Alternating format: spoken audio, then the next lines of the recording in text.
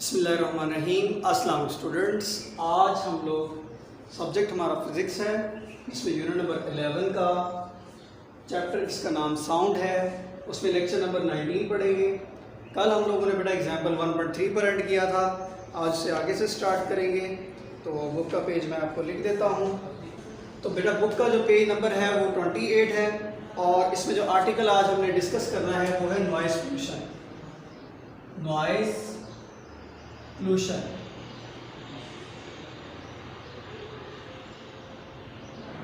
इसमें जो मेन बात है वो दो पॉइंट्स हैं जिनको हम डिस्कस करेंगे।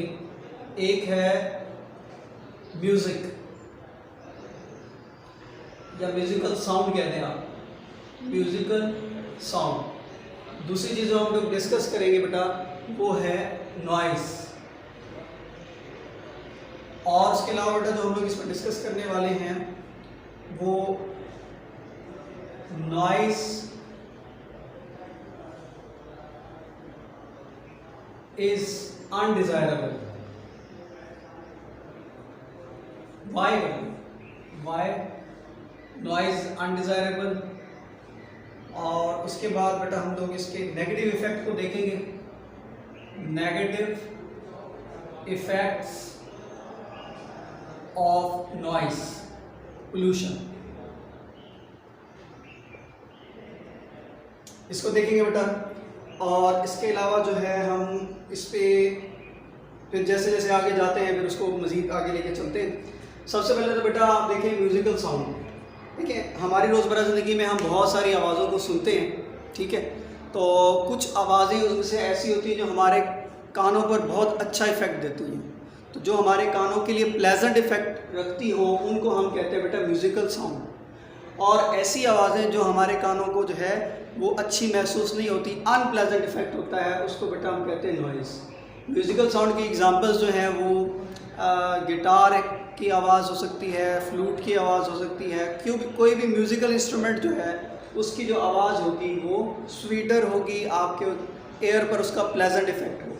जबकि नॉइज़ क्या है वो एक इरेगुलर और डिस्टर्बेंस वाली आवाज़ है। और अगर आपने बुक में बेटा इसको हाईलाइट करना है तो आप इसको यहाँ से सर्च की जगह पे आप क्या कर लेंगे, a sound which are pleasant to our ears are called musical sounds. ठीक है बेटा, एग्जांपल्स यहाँ पीछे दी हुई हैं, अगर आप देख लें यहाँ पर। Sound produce by musical instrument such as harmonium, violin, drum, etc। ये बेटा इसकी एग्जांपल है। उसके बाद बेटा नॉइज़ की जो डिफ़ाइन है वो देख लें ज़रा। नॉइज़ के साउंड विच हैज़, यहाँ से देख लें बेटा, sound which has jarring and unpleasant effect on our air is called noise. ठीक है बेटा।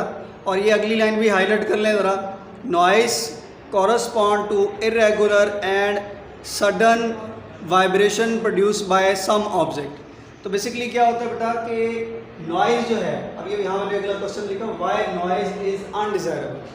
तो नॉइज़ हमारे लिए अनडिज़ायरेबल क्यों है? क्योंकि बेटा इसका जो असर है, एक तो ये मैंने जो लास्ट लाइन में भी आपको बताया है, इरेगुलर सडन वाइब्रेशन जो पैदा होती हैं वो हमारे ब्रेन की जो परसिस्टिंग है उसके लिए वो थोड़ी सी हैजानी कैफियत तारी हो जाती है, यानी वो हमें अच्छी नहीं फील होती है। ठीक है।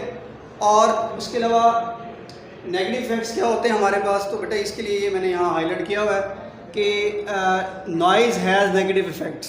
तो वो कौन कौन से नेगेटिव इफ़ेक्ट्स हैं? ये वैसे आपने 9th क्लास की इंग्लिश में भी पढ़े थे, कुछ सिमिलर टाइप हैं।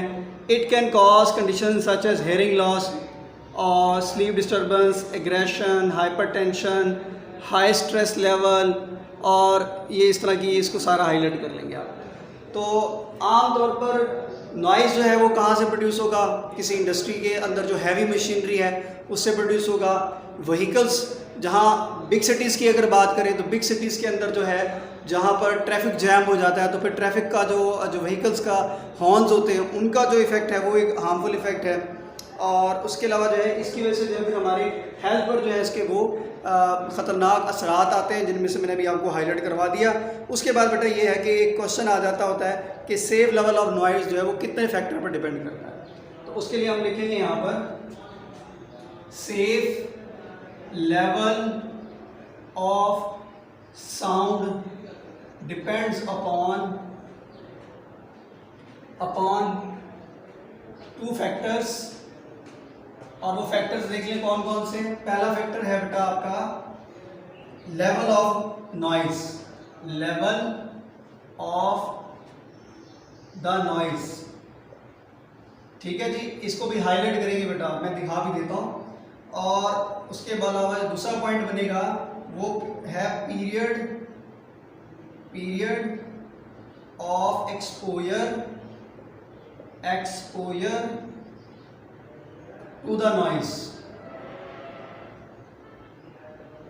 ठीक है बेटा। तो ये वाला क्वेश्चन जो है बेटा बुक में यहाँ पे भी दिया हुआ है, मैं आपको जरा दिखा देता हूँ यहाँ से। इसको हाईलाइट कर लेंगे। Safe level of noise depend upon 2 factor. पहला क्या है, लेवल, जो ब्रैकेट में वॉल्यूम भी दिया हुआ है ऑफ नॉइज, और दूसरा जो है पीरियड ऑफ एक्सपोजर। इसका क्या मतलब है, आप अगर एक सेफ लेवल ऑफ साउंड के हवाले से बात करना चाह रहे हैं तो उसमें पहली चीज़ आपको देखना पड़ेगा कि आपने वॉल्यूम का लेवल कितना रखा हुआ है, ठीक है। तो एक खास लेवल पर जो है वॉल्यूम का लेवल आपके लिए नुकसानदेह नहीं होता, नॉइज़ का लेवल उससे जब बढ़ता है तो वो आपके लिए नुकसानदेह होता है। उसके लिए फिर जो नेगेटिव इफेक्ट्स बताए थे उसका फिर मसाइल का सामना करना पड़ सकता है। दूसरा ये होता है कि पीरियड ऑफ एक्सपोजर और नॉइज़ के आपका जो नॉइज़ आ रहा है वो कितनी देर तक के लिए आ रहा है, तो ये उसका टाइम ड्यूरेशन जो है वो जब ज़्यादा होता है तो उस सूरत में भी ये नुकसानदेह होता है, ठीक है। अब मोस्टली कंट्रीज इसके लिए क्या करती हैं, उसके लिए एक रिकमेंडेड लेवल देती हैं। ये बेटा हाईलाइट भी कर लेंगे आप लोग, और मैं यहाँ पे ऊपर मेंशन भी कर देता हूँ। तो मोस्टली ये देखें, the level of noise recommended in most countries is usually 85 to 90 dB over 8 hour working day. क्या मतलब बेटा कि 85 से 90 dB, मैं ये थोड़ा मेंशन कर देता हूँ यहाँ पर कि 85 से 90 dB के दौरान अगर लेवल रखा जाएगा और फॉर 8 आवर वर्किंग डे रखा जाएगा तो ये फिर नुकसानदेह नहीं है बेटा। अगर बेटा ये लेवल है आपका और 8 आवर्स रोजाना हो रहा है तो ये आपके लिए जो है ये नुकसानदेह नहीं है। मोस्टली यूरोप की कंट्रीज में इस चीज़ का ख्याल रखा जाता है, इससे ऊपर होने पर उनको जुर्माना भी हो जाता है, ठीक है। अब हम अपने मुल्क में या बाकी लोग कैसे कर सकते हैं इनको, ये नॉइज़ को कैसे कम किया जा सकता है, ख़त्म नहीं किया जा सकता, ये ज़हन में रखना है। कम किया जा सकता है। कम कैसे किया जा सकता है, क्योंकि बेटा हमने मशीनें तो चलानी है, ऐसा तो नहीं है कि मशीनों के ज़रिए से जो काम हम ले रहे हैं वो अब लेना बंद कर दें, ठीक है। तो उसके लिए हमें क्या करना पड़ेगा, फ्रेंडली इन्वायरमेंटल मशीनरी का इस्तेमाल करना पड़ेगा। आप देख रहे हैं जैसे आजकल जो, अगर आप एक सादा व्हीकल की बात कर लें, जैसे मोटरसाइकिल की बात कर लें, तो शुरू में जो व्हीकल्स आ रहे थे उनके इंजन की साउंड बहुत ज़्यादा थी। अभी अगर मैं रिसेंटली बात करूँ, जो क्या कहते हैं, जापान की जो 2 इम्पोर्टेड बाइक्स हैं, एक सुजुकी GD110 है, तो वो देख लें, उसका भी बिल्कुल स्वीट सी साउंड है, बिल्कुल ऐसे फील ही नहीं होता, वो बहुत स्पीड में भी आपके पास से गुजर जाए तो उसका साउंड फील नहीं होता। इस तरह से यामाहा का आप देख लें 125 है, तो इनकी साउंड जो है वो इतनी ज़्यादा नहीं है। तो अब जो लेटेस्ट मशीनरीज बन रही हैं थोड़ी सी कॉस्टली तो हैं, सारी बात है, जो लोग इतना काम कर रहे हैं नॉइज़ को कम करने में, एफिशिएंसी को बेहतर करने में, तो वो प्राइस तो चार्ज करेंगे।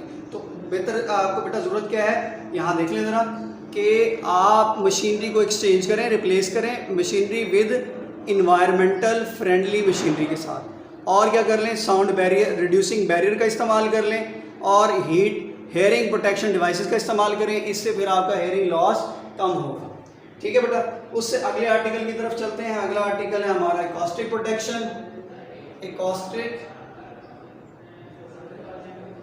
प्रोटेक्शन।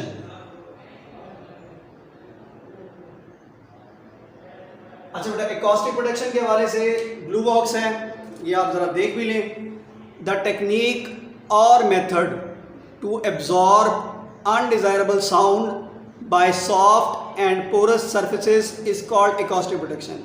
तो बेटा वो टेक्निक और वो मेथड जिसकी मदद से आप जो अनडिजायरेबल साउंड है उसको एब्जॉर्ब करवा लेते हैं सॉफ्ट और पोरस सरफेस से, वो एकॉस्टिक प्रोटेक्शन कहलाता है। क्योंकि बेटा ये नॉइज़ आपके लिए डिज़ायरेबल नहीं है, जैसे कि मैंने ऊपर बताया था, क्योंकि इसके हमारे हेल्थ पर जो है वो नेगेटिव इफेक्ट्स होते हैं, ठीक है। तो इसके लिए आपने देखा होगा, आमतौर पर जो आपने पिछले लेक्चर वगैरह भी सुने होंगे, तो आपने देखा होगा कि वहाँ पर जो रिफ्लेक्शन ऑफ साउंड है वो बहुत ज़्यादा आता है। मैं ज़रा अभी इशारा कर रहा हूँ एक आर्टिकल की तरफ जो कि है रिवर्बरेशन।